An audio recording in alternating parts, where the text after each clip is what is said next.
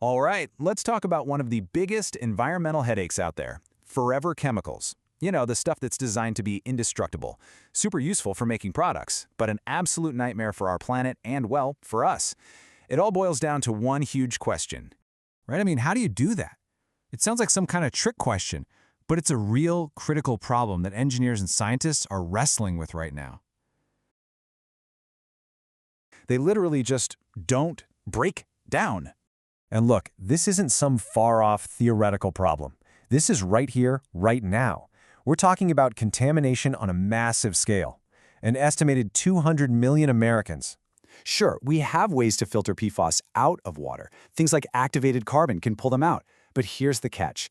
That doesn't actually get rid of them. It just moves the problem somewhere else. Now you have a contaminated filter you have to deal with, and trying to destroy the PFAS when they're spread out in tons and tons of water. Forget about it. The amount of energy you'd need is just astronomical. And thankfully, the engineering world has kind of rallied around this really simple but powerful three-step mantra. Step 1, separate. Get the PFAS away from the clean water. Step 2, concentrate.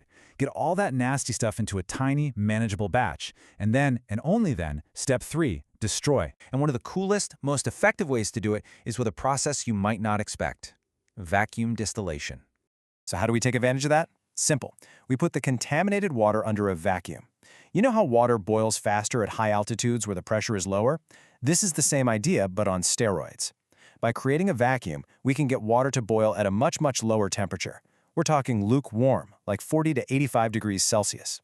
So the water gently turns into steam and floats away. But those big, heavy PFAS molecules, they can't make the leap. They just get left behind.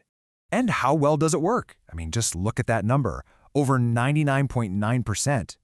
For the really nasty, stubborn, long-chain PFAS, this process is just incredibly effective at getting them out. It's a super powerful way to split the clean water from all that harmful stuff. So this is the stuff. This dark, gunky-looking liquid is called still bottoms. Yeah, it doesn't look very appetizing, I'll give you that. But what you're looking at is a massive win. This slurry holds almost all of the PFAS from that original huge batch of water.